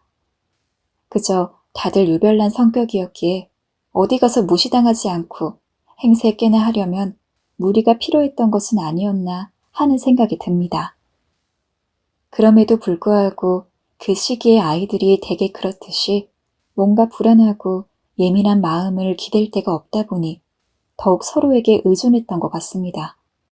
지금 생각해보면 저는 사람이 인생의 시기를 막론하고 인간관계를 좀 간단하게 맺을 필요가 있다고 생각하는데 그때는 그런 것을 미처 알지 못해 우리는 서로 견제도 하고 기싸움도 하면서도 서로의 속사정을 훤하게 아는 그런 친구 사이로 고등학교 시절을 보냈습니다. 그런데 다들 짐작하시다시피 이런 관계는 그 시절이 끝나면 길게 지속되기가 힘들죠. 모임 자체가 없어진다기보다는 이탈자가 나오기 마련이었습니다. 역시나 고등학교를 졸업하고 나니 다 같이 모임을 가진 적은 단 한 번도 없었고 그래도 몇몇 마음이 맞는 친구들과는 종종 만나 어울리곤 했죠. 고등학교를 마치고 저는 모 대학교에 진학했습니다. 국가에서 평생 직장을 보장하는 대학교였으니 요즘같이 취업이 어려운 시절에 비한다면 정말 더할 나위 없이 좋은 대학교라 할 수 있는 그런 학교였습니다. 하지만 그 시절은 지금처럼 취업이 그렇게 어려웠던 때도 아니었을 뿐더러 저는 무엇을 해서라도 반드시 큰 돈을 벌겠다는 야망을 갖고 있었기에 대학 생활이 그렇게 만족스럽지는 않았습니다. 비슷한 성적의 아이들은 서울이나 대도시의 학교에 들어가 번듯한 대학생 대접을 받고 사는데 나는 이게 뭔가 하는 불만족만 가득했죠. 그러다 보니 자연스럽게 대학에서 배우는 공부 같은 것엔 흥미를 잃게 되었고 군대를 다녀온 후엔 대학으로 돌아가지 않고 돈을 벌기 시작했습니다. 무슨 일로 돈을 벌까 하다가 집안에 건설업을 하는 분이 계셨기 때문에 그 밑에서 일을 배우기로 했습니다. 처음 일을 시작했을 땐 홀로 마음속으로 굳은 다짐을 했습니다. 돈을 충분히 모아서 다시 대학에 들어가 경영을 배우겠다고요. 그리고 건설업으로 보란듯이 성공해 남들 눈에 부러운 사람이 되겠다고요. 허나 젊은 날이 그렇듯 야망을 가져보아도 당장의 현실은 비루했습니다. 말이 좋아 건설업을 배운다고 했지만 막상 하는 일은 그저 막몸 쓰는 노동일이었거든요. 가끔 현장에서 같이 하는 사람들과 이야기를 나눌 때마다 괜히 자존심 때문에 친척분 밑에서 일을 배우는 중이라고 공공연히 말하고 다녔는데 지금 생각해보면 그분들 눈에는 제가 어떻게 보였는지 뻔한 일입니다. 그런 눈치가 없었던 때라 굳이 안 해도 될 말을 하고 다녔으니 현장에서 달고 다른 분들이 보기에 저는 가짜는 풋내기였겠죠. 한 2년간을 그야말로 뼈 빠지게 뛰어다녔습니다. 일을 마치고 나면 늘 발이 부어서 나중에는 발바닥이 딱딱하게 굳을 정도였지만 시작부터 인정받지 못하면 아무것도 할 수 없다고 생각했기에 독하게 마음을 먹었고 힘들 때마다 제가 품었던 성공이란 야망을 떠올렸습니다. 성공의 기준도 모르고 뭐가 성공인지 정의하기도 힘들었던 제가 그저 성공만 외치며 노가다를 하고 다녔으니 심적으로 마음을 기댈 곳이 없어 많이 외로웠습니다. 의지할 때라곤 친구들 뿐이었는데 대학 생활은 거의 안 하다시피 했으니 친구가 없었고 고등학교 내내 어울려 다녔던 고등학교 친구들이 유일했죠. 그 친구들에게 신세한탄을 하고 하소연을 하다 보면 속이 좀 풀리곤 했기에 일이 끝나면 친구들과 종종 만나 술을 한잔하곤 했습니다. 당시 친구들 중에선 제가 돈을 제일 잘 버는 축이다 보니 만날 때마다 술값은 제가 다 냈고 허름한 안주 한 번 없이 좋은 음식만을 사주려 했습니다. 제 이야기를 잘 들어주는 친구들이 고마워서요. 지금도 참 기가 막히긴 합니다만 사람 마음이 참 어렵다고 생각하는 지점이 이 부분입니다. 저는 좋은 마음으로 하루가 멀다시피 모임을 가졌지만 그 웃고 떠들던 무리 중에 앙심을 품는 이가 있을 줄 누가 알았겠습니까? 좋은 마음으로 대접을 하면 좋게 여기는 이가 있는 한편 속으로 저놈이 돈 좀 번다고 돈 자랑하는구나. 나는 없어서 저놈 비위나 맞추고 있지만은 나중에 어디 두고 보자 하고 빗둘게 생각하는 사람도 있더군요. 그 무리 중에 상민이라는 친구가 있었습니다. 고등학교 때부터 뭐랄까 이상한 피해의식이 있던 친구라고 할까요? 늘 본인의 집안이 불우하다고 말하고 다녔고 자기가 처한 상황에 회의적인 말만 늘어놓았던 친구였죠. 녀석의 집안이 풍족하지 못한 것은 맞았지만 우리가 짐작하기로는 본인 말처럼 그렇게까지 답이 없는 상황은 아니었어요. 부모님께서 빚을 진 것도 아니었고 본인이 돈을 벌면 충분히 자기의 가정도 꾸릴 수 있었고 잘 살 수 있는 친구였는데도 이상한 콤플렉스가 있는 친구였죠. 그리고 상민이는 제가 술을 살 땐 항상 과장되게 인사치레를 했습니다. 내가 지금은 학생이지만 나중에 돈을 벌게 되면 네가 잘해줬던 것은 꼭 잊지 않고 은혜를 갚겠다는 부담스러운 말을 몇 번이나 하곤 했어요. 하지만 어느 순간부턴 저도 친구들도 다 눈치를 챘습니다.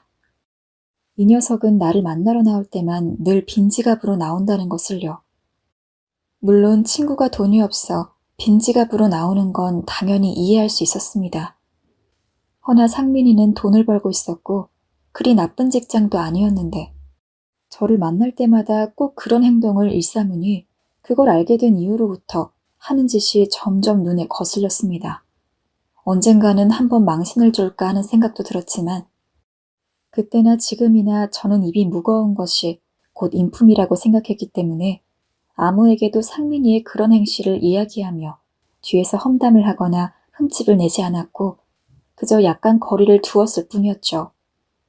그러던 중 제 인생에 센 바람이 한번 불어닥쳤습니다. 제가 일하고 있던 친척분의 회사가 경영난으로 기울어져 가면서 하루아침에 직장을 잃게 된 것이었습니다. 그분이야 상당한 자본가였기 때문에 이후 큰 어려움 없이 재기할 수 있었습니다만 그때 저는 그야말로 당장의 생활이 어렵게 되었습니다. 그래도 꾹 참고 몇 년간 다닌 직장인데 어느 날 갑자기 갈 곳을 잃어버리니 너무 마음이 힘들고 착잡하더라고요. 그런 마음에 저는 혼자 소주를 기울이다가 친구들을 불러 사정을 이야기했습니다. 제가 참 큰 실수를 했다 싶었던 것은 이 부분입니다. 아무리 어려운 일이 있어도 혼자 잘 참고 이겨내야 했는데 그저 위로를 받고 싶은 마음에 친구들에게 상황을 모조리 다 이야기하고 다녔던 거죠. 당시 20대 후반으로 접어드는 나이였고 친구들은 점차 사회로 진출하던 시기였으니 그런 제 상황이 이해도 되지 않았을 것입니다. 무엇보다도 통탄한 일은 아마 이 이야기를 들으시는 분들께서도 짐작하시겠지만 내가 어려울 때 진정 위로해주는 사람은 많지 않다는 사실이고 무관심하거나 어떤 이유로든 고소해야 하는 인간들이 있다는 사실이죠. 바로 상민이가 그런 인간이었습니다. 그쯤에 저는 이상하게도 친구들 무리로부터 소외당하는 느낌을 받았습니다. 다들 제 전화를 슬슬 피하기 시작했고 제가 술을 마시자고 해도 바쁘다는 일핑계를 대더군요. 그중 무리에서 가장 친했던 친구마저 제 연락을 잘 받지 않는 것 같아 저는 좀 당황스러웠습니다. 처음엔 제가 힘든 소리를 자주 하고 다니니 친구들이 혹시 부담스러워하나 보다 싶어 행동을 조심하려 했습니다. 친구들에게 섭섭하긴 했지만 힘들어도 티내지 않고 그저 괜찮은 척 버텨나가는 식으로요. 하지만 아무래도 이상했습니다. 제가 힘들단 얘기를 처음 하는 것도 아니고 지금껏 수차례 해왔는데 왜 이제 와서 이러는지 알 수가 없었어요. 그런데 그러던 어느 날 한 친구의 결혼식 뒤풀이 자리에서 저는 왜 친구들이 저를 피하는지 그 이유를 드디어 알 수 있었습니다. 저녁 늦게까지 계속된 술자리가 슬슬 파한 무렵 일이 바쁜 친구들은 모두 돌아가고 상민이 녀석과 저만 남아서 담소를 나누고 있었어요. 저는 간만에 좋은 모임을 가져 기분이 한껏 즐거워져서 웃으며 그간 속내를 털어놓았습니다. 아직 몇 살 되지도 않았는데 사는 게 참말 같지는 않아. 나만 이러는 건지 남들도 이러는 건지 모르겠다. 아니야, 너 잘하고 있어. 너무 걱정하지 마. 고맙다, 상민아. 그래도 지금부터라도 정신 차리고 바짝 돈 모아서 대학도 다시 가고 내 힘으로 사업체도 하나 키워내고 싶어. 무슨 특별한 의도를 갖고 한 말도 아니었고 그저 속에 있던 꿈을 이야기했을 뿐인데 녀석이 갑자기 친절하던 얼굴을 바꾸고 무엇에 배알이 뒤틀렸는지 그간 숨겨왔던 이빨을 드러냈습니다. 네가 여태 뭐 한다고 말로만 설쳐왔지. 그래서 네가 여태 뭘 얼마나 했고 얼마나 모아놨냐? 대학도 운이 좋아 그만큼 갔으면 그저 먹고 살궁이나 할 것이지. 경영을 한다고 난리야. 너 같은 놈은 그냥 노가다나 뛰면서 입에 풀칠만 하고 살면 돼. 네 주제엔 무슨 대학은 대학이야. 네가 분수를 알아야 입에 풀칠이라고 할 수 있는 거야. 내가 너에게 사탕 발림을 할 수는 있지만 친구니까. 오랜 친구니까 이렇게 쓴소리도 하는 거다. 잘 새겨 들어라. 순간적으로 이 친구가 왜 이러는지 몰라 얼떨떨했습니다. 그 순간에도 녀석은 온갖 악담을 퍼부어댔고 아무 말 없이 녀석을 노려보며 이야기를 듣던 차에 그제야 이 친구가 어떤 사람인지 이해되더군요. 예전부터 느껴왔던 녀석의 콤플렉스, 기회만 있으면 자기보다 약한 자를 물어뜯는 그 습성. 친구라고 생각했던 녀석에게 그런 소리를 듣는 것이 너무나 기가 막혔지만 그때 당시에는 녀석에게 뭐라 대거리를 할 마음의 여유조차 없었습니다. 그야말로 돈을 퍼부어 주었고 걷어 먹이다시피 한 녀석에게 그런 취급을 받는 것이 참담했죠. 배신감에 부들부들 몸이 떨렸고 집에 돌아와 곱씹어 보니 저는 일생을 그 녀석에게 이런 한 푼 덕본 것이 없다는 것을 깨달았습니다. 다음날 상민이는 제게 술에 취해 헛소리를 한 것 같다며 은근슬쩍 상황을 모면하려 했지만 저는 그게 놈의 본심이라는 걸 알고 있었죠. 그리고 저는 이 경험으로 돈을 써도 어떻게 써야 되는지를 뼈저리게 느꼈고 이후 너무나 오랫동안 배신감에 치를 떨어야 했습니다. 그 이후로 들려온 풍문 역시 참 가관이었습니다. 모임을 갖는 무리 중에 일금융권 은행에 입사하여 잘 나가는 친구가 있는데 상민이가 바로 그 친구 옆에 붙어서 둘도 없는 친구인 것처럼 행세하며 모임을 주도한다더군요. 또 왜인지 이유는 모르지만 본인 비위에 거슬리는 친구들은 어떻게든 험담을 하여 무리에서 하나둘 소외시켜가면서 말이죠. 얼마나 어리석은 인간인가요? 은행 과장이 자기 식구 잘 먹고 잘 사는 정도이지 그 무슨 주변을 돕고 은혜를 주는 자리나 되던가요? 사람이 아무리 그래도 뭐라도 이득될 자리를 보고 발을 뻗는 법인데 말이죠.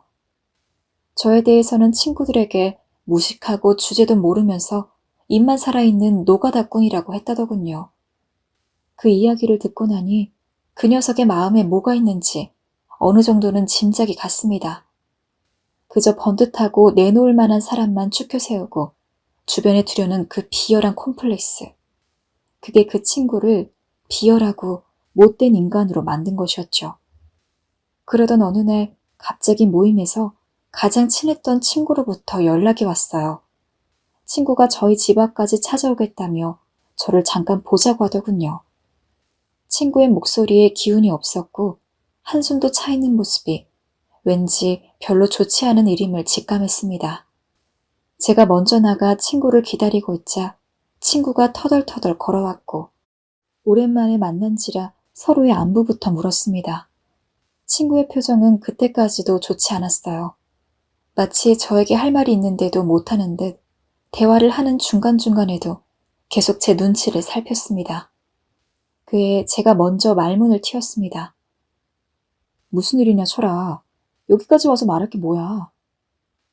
다른 게 아니고 실은 상민이가 너에 대해 하도 이상한 소리를 하고 다녀서 말이다. 나에 대해서? 대충은 알고 있지만 한번 말해봐. 무슨 소리를 하고 다녔는데? 침착하게 대응하려 했지만 심장이 펄떡펄떡 뛰었습니다. 예상은 같지만 일단은 들어보자는 심정으로 잠자코 기다렸습니다. 하지만 그놈이 뒤에서 저에 대해 하고 다녔던 말은 제가 상상할 수 있는 그 범위 밖에 있더군요. 상민이가 네가 허풍만 잔뜩 떠는 노가다꾼이라고 하면서 자기한테 돈을 빌려가고 몇 년째 갚지도 않는다고 하더라고. 근데 내가 널 알지 않냐. 네가 그럴 놈이 아니라는 거. 황당해서 뭐라 하고 싶었는데 그럴 수도 없고. 그래서 널 찾아왔다. 아무래도 너랑 상민이 둘이서 해결하게 두는 게 나을 것 같아서. 저는 그만 말을 잇지 못했습니다. 물잔을 들어 겨우 갈증난 목에 물을 붓고 있는데 손이 부들부들 떨렸어요. 저는 당연히 상민이에게 돈을 빌린 적도 없을 뿐더러 그럴 생각조차 없었고 놈이 그런 거짓말까지 지어 사람들에게 하고 다녔을 줄은 몰랐으니까요. 더군다나 이놈이 친구들에게만 제 얘기를 부정적으로 지어낸 것이 아니라 저를 조금 안다 싶은 사람들에게 그런 말을 해둔 터였습니다. 심지어 제가 나가지 않은 동창회에 나가서도 제 얘기를 하며 제가 아주 별 볼 일 없는 쓰레기처럼 살고 있다고 했다더군요. 이게 다 사실인 거지? 친구는 조용히 고개를 끄덕였습니다. 상민이가 너에게 무슨 억하심정이 있는지 모르겠지만 그래도 대화로 풀어봐라. 왜 그러고 다니는 건지 도대체 나도 모르겠어서 너한테 찾아온 거니까. 알겠다. 고마워. 친구는 제 어깨를 두들겨 주며 잘 해결해보라고 말하곤 뒤돌아섰지만 저는 그때까지도 표정 관리를 하지 못하고 계속 입술을 치떨고만 있었습니다. 녀석에게 느꼈던 분노가 점점 통제할 수 있는 상태를 넘어서고 있었고 도저히 참을 수가 없었죠. 결국 저는 무작정 상민이를 찾아갔습니다. 상민이를 만나는 건 쉬웠습니다. 무슨 뻔뻔함인지 전화 한 번으로 녀석이 나오겠다고 했거든요. 녀석은 절 보자마자 희죽거리며 무슨 일이냐 물었습니다. 그러면서 하는 말이 혹시 자기가 해준 조언을 더 듣고 싶어 찾아왔냐고 그러더군요. 네가 해준 조언? 그래, 대학 가지 말고 네 일에 충실하라고 했잖냐. 그 말이 혹시 더 듣고 싶었던 거야? 원하면 얼마든지 해줄 수 있어. 저를 비웃는 이죽거리는 표정으로 하는 그 말들은 날카롭게 날아와 제 가슴을 헤집었습니다. 이제야 확실히 알겠더군요. 녀석은 저를 한입거리, 그러니까 언제든 하대해도 되고 무시해도 되는 인간쯤으로 취급하고 있었습니다. 그저 경거망동하고 못돼 처먹은 인간이 아니었고 녀석에게 저는 특히나 약한 상대, 약한 먹잇감이었던 거죠. 저는 마음속 분노를 깊게 누르며 상민이에게 물었습니다. 자리 옮겨서 술이라도 한잔할까? 상민이는 흔쾌히 좋다며 절 따라 나섰습니다. 저희는 근처 허름한 술집으로 들어갔고 거기서 간단한 안주를 시켜놓은 뒤 저는 상민이의 얼굴을 똑바로 쳐다보았습니다. 너 왜 그런 말을 한 거냐? 무슨 말? 네가 뒤에서 무슨 말을 하고 다니는지 알고 있다. 나에 대해서. 이쯤 되면 녀석도 술술 풀어놓을 거라 생각했습니다. 그런데 녀석은 술을 몇 잔 더 마시고 나서도 아무 말을 하지 않았습니다. 그저 제 얼굴을 빤히 쳐다볼 뿐 저 역시 조용히 상민이를 노려봤고 저희 둘 사이엔 그 무엇도 침범할 수 없는 침묵이 흘렀습니다. 그때 상민이 녀석의 입에서 조용하고 냉기 어린 말이 튀어나왔습니다. 너 기억나냐? 네가 우리들 밥 사주면서 거들먹거렸던 거. 넌 내가 웃어주니까 정말 좋아하는 줄 알았겠지? 근데 착각하지 마라. 난 한 번도 좋았던 적이 없었어. 난 네가 망하기만을 바랬다. 그리고 네가 이런 빌빌대는 신세가 될 줄 알았지. 넌 앞으로도 계속 이런 신세로 살아갈 거다. 내 예상은 항상 맞는다니까. 저는 테이블 아래에서 두 손을 꼭 쥐며 녀석의 말을 듣고만 있었습니다. 상민이는 뾰족한 눈으로 절 보더니 슬그머니 웃으며 큰 인심 쓰듯 술값을 테이블 위에 놓고선 유유히 빠져나갔습니다. 저는 그 자리에 한참 동안 움직이지도 않고 상민이가 나간 자리를 바라보며 있었습니다. 정신이 없었다는 표현이 맞을까요? 거대한 감정 하나만이 저를 사로잡고 있었어요. 분노, 그리고 모멸감. 그때 제 눈에서 예상치 못하게 눈물방울이 떨어졌습니다. 울어본 적이 참으로 오랜만이었습니다. 어렸을 때 아버지에게 혼이 난 이후로 처음 흘리는 눈물이었어요.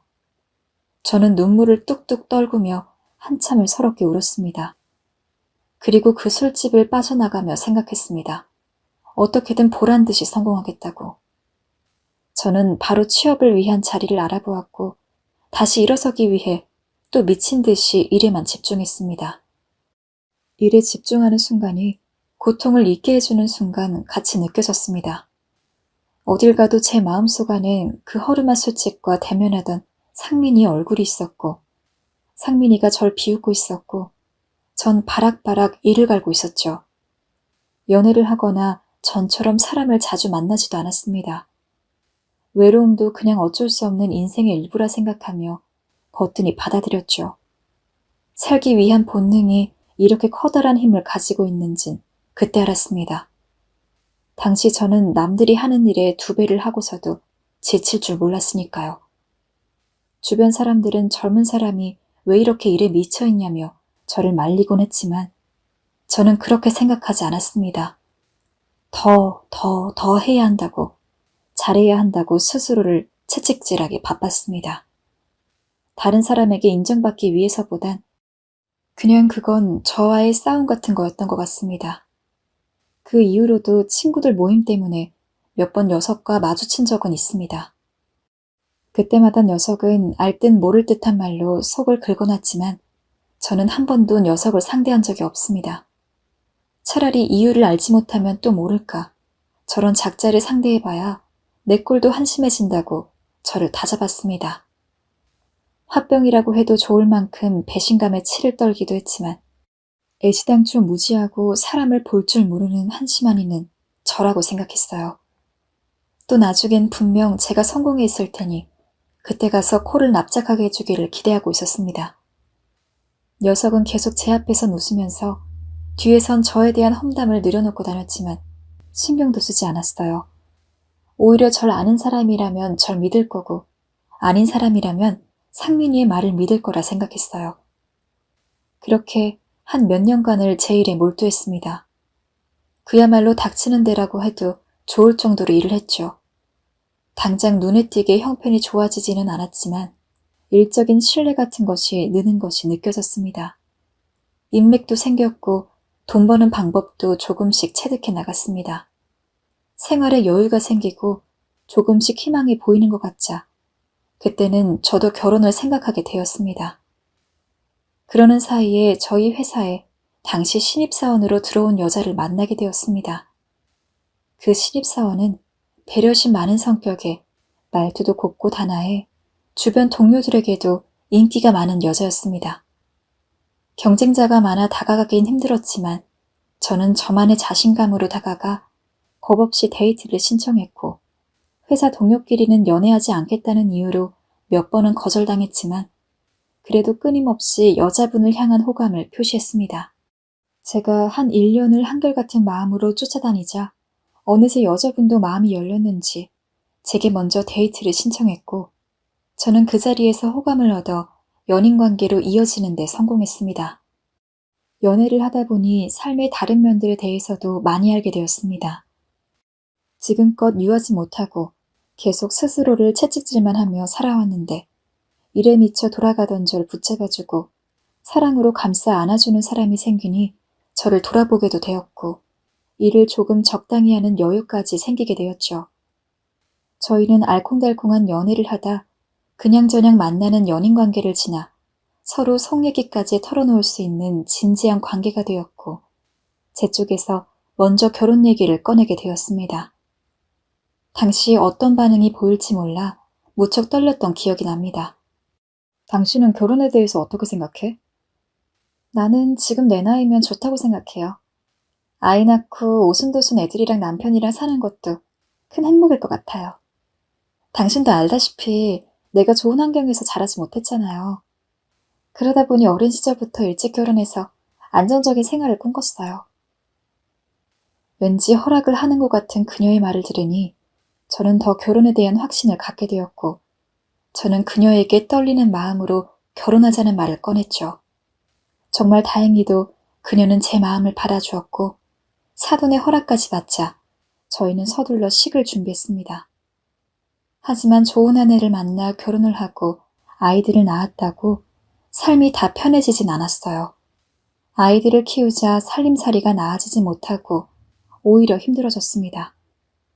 아이들에게 들어가는 돈이 있고 고정 지출비가 있다 보니 애들이 초등학교에 들어가서도 저희 가족은 좁은 방 한 칸에서 생활을 하며 먹고 살기 바빴습니다. 아내는 이런 상황을 이해해 주었지만 저는 아니었습니다. 잠든 아이들의 얼굴을 바라보면 얼른 돈을 모아야겠다는 생각에 다시 마음은 초조하고 불안해졌습니다. 그 와중에 겨우 모은 돈으로 친척들과 함께 사업을 하다가 경제사범으로 총대를 메고 1년간 징역살이를 하게 되었습니다. 아내에게 미안했고 참으로 절망스러웠죠. 저는 그 속에서 깨달았어요. 그 누구보다 독해져야 하고 이제는 수단과 방법을 가리지 말아야 한다는 것을요. 다시 옛날의 저로 돌아와야 한다는 것을요. 그 순간 상민이가 떠올랐습니다. 제 신세를 비웃으며 저를 거지 취급하던 상민이가요. 그저 사람 좋고 열심히만 하면 길이 열릴 것이라는 제 순진한 믿음은 어느 순간부터 사라지고 일적인 자리에서 만만하게 보이지 않는 것만이 사는 길이라는 걸 알게 되었습니다. 저는 그런 자세와 태도로 일에 임했습니다. 다행히 제가 책임을 지고 죄를 받은 덕에 여유자금을 받을 수 있었고 그것이 제 사업의 전환점이 되었습니다. 그간 믿고 살았던 10년들은 아무짝에도 쓸모없었다고 해도 좋을 정도로 목표는 오직 일이었고 그 과정에서 조금이라도 거슬리는 일에는 짐승처럼 맞서 싸웠습니다. 그러고 나니 거칠고 유별나던 현장 사람들도 제 말에 자연스레 순종했습니다. 방 한 칸에 비루하던 생활에서 벗어나 제 사업이 점차 자리를 잡아가던 어느 무렵에 문득 거울을 보니 삭막하고 매서운 눈빛으로 쏘아보는 중년 남자가 서 있더군요. 일에서뿐만 아니라 생활의 모든 면에서 독한 사람이 되어갔습니다. 세상이 나에게 맞추도록 하는 일은 의외로 간단했습니다. 사소한 쟁점이라도 물고 늘어져 맞서 싸우면 되었으니까요. 가끔은 스스로도 억지를 부리고 있다는 생각이 들 때도 있었지만 그래도 결과는 항상 저에게 유리한 방향으로 흘렀습니다. 일례를 하나 들어보겠습니다. 아내로부터 아이가 학교에서 괴롭힘을 당하고 있다는 말을 듣고는 그날로 학교로 달려가 가해 학생의 부모를 모두 부르라고 난리를 쳤습니다. 상대방 부모와 대면한 자리에서 저는 이런 말을 했습니다. 돈 줄 테니 우리 애가 맞은 만큼 당신들이 맞을 겁니까? 사과는 입 밖으로 꺼내지도 마세요. 담임 선생님부터 가해 학생의 부모들까지 모조리 기겁을 했고 아내마저 제 으름장에 당황스러워했습니다. 하지만 그 이후로 제 아이가 괴롭힘을 당하는 일은 없었습니다. 제가 가해 학생을 직접 만나 한 번만 내 아이에게 손을 대했다간 가만두지 않겠다는 말도 했으니까요. 저희 아이가 더 이상 멍자국이 없이 집에 돌아오니 아내도 안심했고 저도 마음을 놓았습니다. 식구들은 내심 그런 저를 든든하게 여기는 눈치였고 저는 제 방법이 남자만의 해결 방법이라고 가장의 해결 방법이라고 자부했었죠. 그렇게 세월을 보내고 나니 비록 노가다꾼 일망정 번듯한 사업가가 되었습니다. 주식회사를 설립하고 전원 부지의 드라마에서나 나올 법한 주택을 지었습니다. 그 무렵에는 돈을 버는 일에도 이미 호가 나서 다양한 사업에 손을 댔습니다. 잘 모르는 사업 분야에도 거침없이 뛰어들었습니다. 제가 가진 원칙은 오직 하나.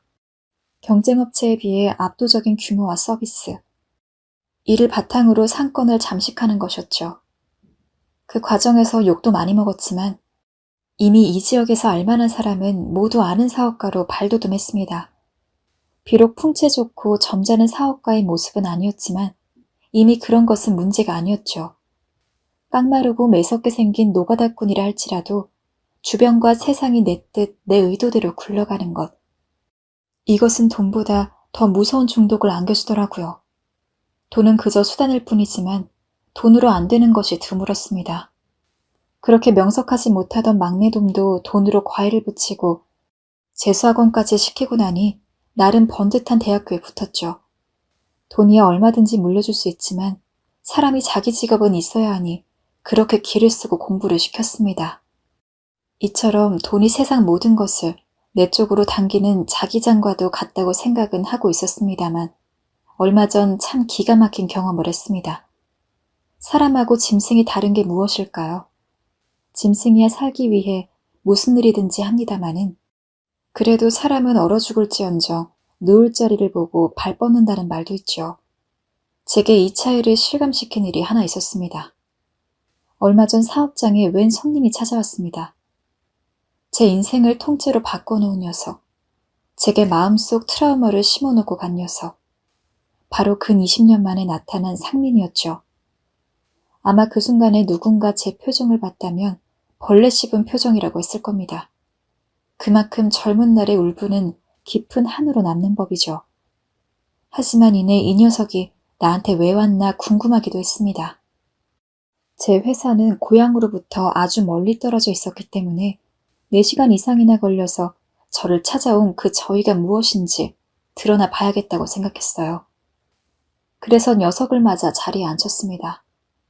계절에 어울리지 않는 옷차림, 어딘가 비굴한 태도. 하지만 어딘가 침착하려 애쓰는 티가 역력했습니다. 오랜만에 만난 자리이고 사람이 나이가 들면 어느 정도 여유가 생길 법도 한데 여전히 속이 검어 보이는 그 꼴이 역겹게 느껴져 속에서 신물이 올라오더군요. 순간 젊은 날 그 녀석이 제게 했던 짓이 떠올라 내쫓아버릴까 하는 마음도 들었지만 그래서야 그게 무슨 복수가 되나 싶어 일단 이야기나 들어보자고 겨우 마음을 누그러뜨렸습니다. 녀석은 한참을 자기 이야기를 늘어놓았습니다. 지방대 석사를 나와 공단의 연구소에 들어가 생활했고 마흔 중반에 슬슬 월급쟁이가 지겨워져 그간 경력을 바탕으로 자기 사업체를 꾸려보려 하다가 기존에 일했던 업체 사장의 장악력에 밀려 자금을 모두 날려버리고는 공부방을 하며 근근히 살아오다가 이제 나이가 많아 학생들과 소통이 어렵게 되어 그마저도 손을 놓게 되었으니 뭔가 다른 사업을 해보려고 구상 중이라며 자기가 앞으로 할 사업에 대해 이야기했습니다. 제가 들어보니 사업에 대한 감각도 부족하고 하려는 사업 역시 그저 중개상, 도매상 정도의 일밖에 되지 않는 것 같은데 뭘 그렇게 구구절절하게 거창한 소리를 해대는지 녀석이 한심하게 느껴졌습니다. 이봐 허석사, 이런 것보다는 네 학력이 있으니 어디 교단이라도 서보지 그래? 석사는 사실 호칭이 아니죠. 그리고 경력도 변변치 않은데 교단은 택도 없는 소리지만 녀석의 허영심을 떠보기 위해 이렇게 말을 했습니다. 그랬더니 녀석은 오히려 그 말에 기분이 좋은지 그래도 좋겠다며 동조를 하더군요. 역시 친구가 나를 잘 알아봐주는구만. 이래서 친구 좋다는 말을 하는가 봐. 그래서 말인데 내가 이번에 야심차게 계약한 게 있는데 사업 자금이 부족해서. 그래도 자네가 우리 친구 중에서 가장 성공했지 않은가? 2억 정도만 융통해주면 이자까지 팍팍 쳐서 1년 안에 갚을 수 있을 것 같은데 어찌 안 되겠나? 라고 말하는 겁니다.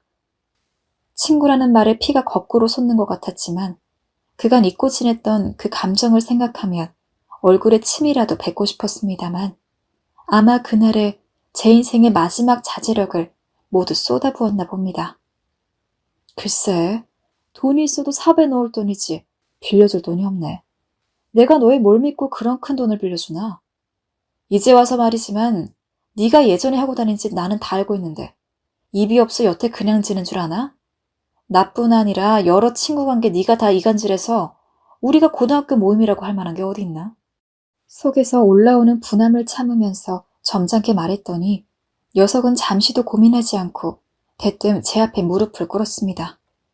가끔 들리는 소식에 따르면 안 본 20년 사이에 금주는 물론 결혼까지 그간 그리 평탄치 못한 것은 알고는 있었지만 대뜸 무릎까지 꿇을지는 몰랐죠.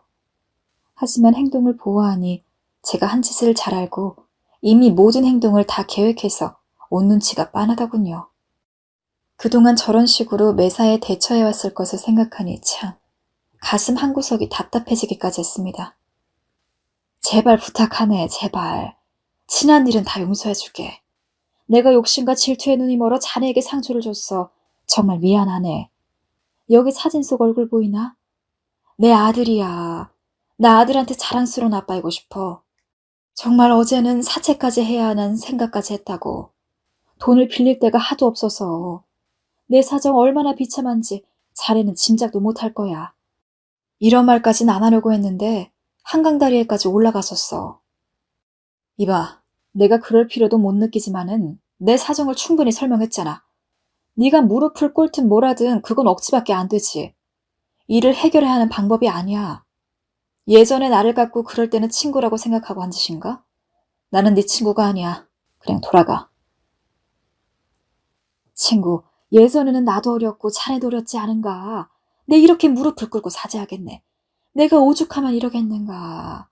사람 한 명 살린다 치고, 아니 예정 생각해서 친구 한 명 살린다 치고 도와주면 안 되겠나? 내일이 싹싹 뵐게. 그놈의 돈이 뭔지 울먹이며 말하는 녀석이 잠시 안쓰러워 보였지만 지난 과거가 동정보다 훨씬 위에 있더군요. 그래서 잠시 고민하다 뒤도 돌아보지 않고 매몰차게 돌아섰습니다. 하지만 녀석은 여전히 요지부동이었죠. 저도 더는 참을 수가 없었어요. 아직도 이해가 안 가나? 네 인생 누가 다른 사람이 망친 것도 아니고 네가 그렇게 살아온 거야. 그러니까 인생을 똑바로 살았어야지. 쳐다보지도 않고 소리를 질렀더니 잠시 뒤에서야 일어서서 나가더군요. 밖에서 모라모라 악다구니가 들렸지만 조금도 개의치 않았습니다. 그런데 갑자기 제 앞으로 온 상민이가 마지막 발악처럼 절 향해 그러더군요. 넌 역시 그때나 지금이나 참 재수없는 놈이야. 그 말을 듣는데 제 입에서 한숨 같은 신음이 흘러나왔습니다. 제게 비수를 꽂고 간 바람에 얼마나 오랫동안 그걸로 고통받아왔는지는 생각지도 못하고 돈을 빌려주지 않는다는 이유로 또 험담을 하는 녀석을 보고 있자니 문득 울분이 마음 위로 떠올랐습니다. 대체 무슨 자격으로 그런 말을 하는 건지. 자신이 다른 사람에게 준 상처는 생각지도 못하고 언제나 자기 처신만 생각하는 모습은 안쓰러울 만큼 세월이 지나도 그대로였어요. 그놈이 돌아간 후 가만히 생각해보니 솔직히 제 앞에서 무릎 꿇고 저러고 있으니 통쾌함보다는 쓸쓸함이 밀려온 것도 사실이었습니다. 그래서 더욱 매몰차게 대했던 것도 같습니다. 무슨 생각으로 대뜸 나타나서는 옛 울분을 들쑤시는 건지 이해할 수 없었어요. 하지만 상민이가 왔다 간 이후로 저는 큰 깨달음을 얻었습니다. 바로 그날의 상처가 저를 여기까지 이끌었다는 걸요. 참담함과 비참함을 다시 느끼지 않기 위해, 저를 다시 그곳으로 빠뜨리지 않기 위해 무던히도 애써왔다는 걸요. 그걸 인정하고 나니 마음 한가운데가 가라앉으면서 차분해지더군요. 그 길로 전 옛 친구와 약속을 잡고 고향에 내려가 밤새도록 친구와 술판을 벌였습니다. 그 친구는 제가 힘들 때 흔쾌히 큰 돈을 빌려줬던 친구였죠.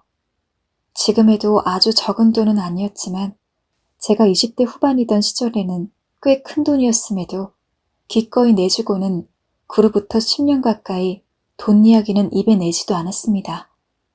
그래서 적절한 이자를 쳐서 돈을 갖고 나서도 늘 좋은 것이 있으면 이 친구 생각이 먼저 나곤 했습니다. 누구나 젊은 날에는 고생을 합니다.